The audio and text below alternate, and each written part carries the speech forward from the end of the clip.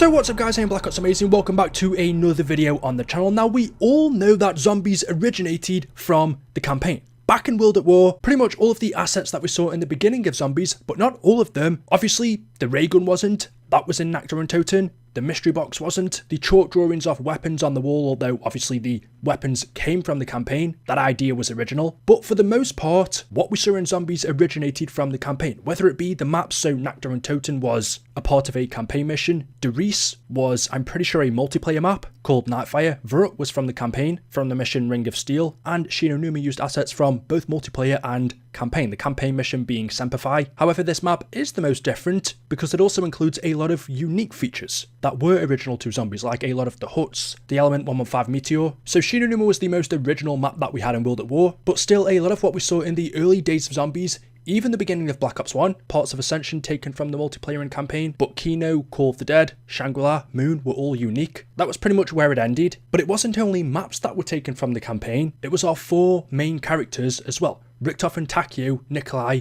and Dempsey. And I've always found this cool because these are characters that we've seen, that we've played as up until recently, that we've had for 10 plus years. In most cases in zombies, we saw reused assets phase out from Black Ops 1 onwards, but these reused characters from the campaign stuck with us until Black Ops 4. So the campaign and multiplayer has always been a big part of zombies, but it's always been fascinating to me to learn about where our beloved characters originated from, what their roles were before they joined the zombies timeline, and what happened to them. What life did they live before becoming zombies characters? So I'm willing to bet a lot of you know this by now, you should do. It's pretty common knowledge. Richtofen, Tako, Nikolai, and Dempsey, their Ultimus versions, each existed within World at War's campaign. Nikolai was a character called Chernov, Richtofen was someone called Henri Cel, Dempsey was Private Polonsky, and Tako, we don't know what his name was in World at War, but he played the role of a Japanese officer. And each of them also met different fates, some of them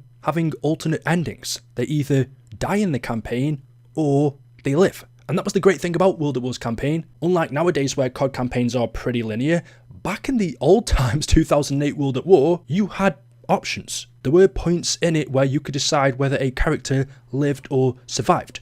There was morality, and choosing different paths would lead to small changes in the storyline, and some of these characters were a part of that. So starting off with Tako, who in the campaign was a Japanese officer, he's actually the first character you see when you start up the game on the mission Semperfi, and basically he is the Japanese officer whose soldiers under his command captured a group of US Marines, among them being Private Miller and Private Pyle. But basically this Japanese officer, or Tako, interrogates you before ordering his soldiers to execute the other Marines. He then walks out of the hut before being struck upon by your teammates Roebuck and strangled to death, and then he was transferred to the zombies universe.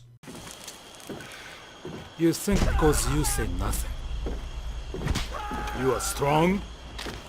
貴様は強くない。強情なやつめ。Don't tell him a fucking thing. 米兵どもはみんなこうなのか。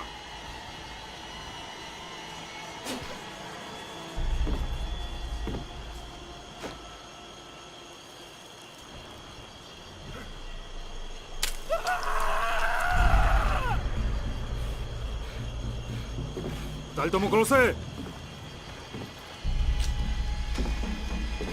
Go to hell.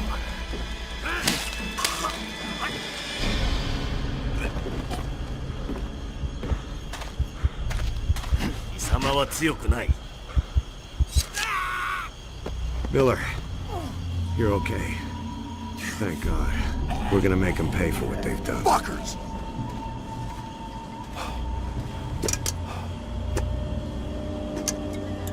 Grab a rifle. We're gonna tear this place apart. Roebuck, signal the strike team. So that was Tako's role and fate within the campaign before he was made a zombies character. Nikolai played someone called Private Chernov. He's one of the main characters that you follow, mostly through the Soviet part of the campaign, and he's one of the soldiers under Reznov's command. There are a few interesting things to note about Chernov when he's actually told to execute the dying soldiers by Reznov. He displays kind of a pacifist nature by refusing to shoot fatally wounded German soldiers that were already bleeding to death. So he wasn't quite as tough, I guess you could say, as Reznov. You will be okay. Do you hear me? They flooded the road metro in an effort to kill us, Dmitri. But once again, they failed. And once more, we cheat death. You will be okay. Relax for a few minutes. Breathe deeply. Which do you think will lead us home? Writing about this war or fighting it? No one will ever read this. If you lack the stomach to kill for your country, at least show me that you are willing to die for it.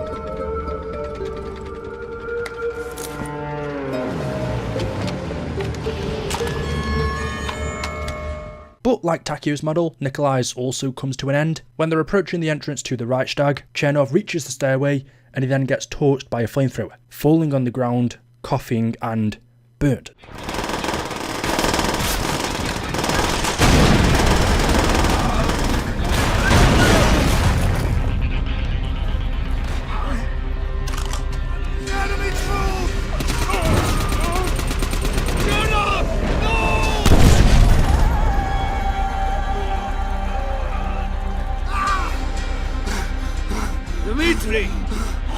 Someone should read this. Move inside! This is what we came here for! Kill them all! Pound them to dust! Now, interestingly, there are people say that Chernov is still alive because after this happens, we then move on, all of the soldiers leave him behind, and we don't get to go back later on to see if he's still alive, so there are people that say perhaps he ended up surviving, but most presume he died. Richthofen, my favourite character, played Major General Henri Cel, who was a German officer for the Wehrmacht who was mainly responsible for the massacre of Red Army soldiers and civilians across the Soviet Union during World War II. Kind of similar to Ultimus Richthofen, he was very evil. He is responsible for the cold-blooded murder of men, women, and children. Not just here, but throughout the motherland.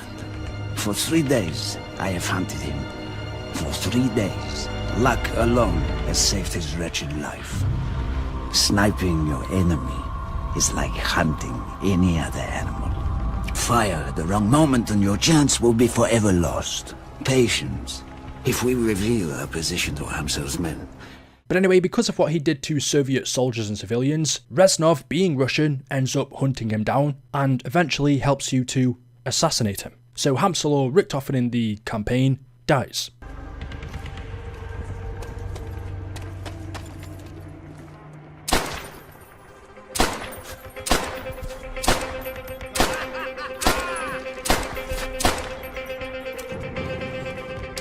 And the final character, Dempsey, who plays Polonsky, is the most interesting to me because there are 2 alternate endings for him in the campaign. He plays a United States Marine. He's also one of the main characters that you'll see in multiple missions. But the important part is where you have 2 different outcomes is you can either choose to save Sergeant Roebuck, which will then result in the death of Polonsky, or if you do nothing to save Roebuck, then Polonsky lives.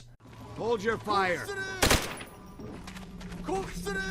Polonsky, search him.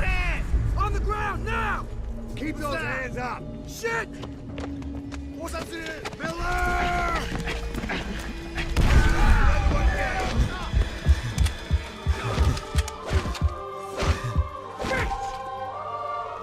Stay down! Roebuck! Miller! They killed the Sarge! Hold the line! Everything that was asked of us, we've done. Every night, we lay in a filthy foxhole praying the enemy won't slit our throats. Every day was spent crawling through the mud and the dirt, our bullets whistle all around. This is the enemy's last stand. When we take Shuri Castle, we go home. All of us.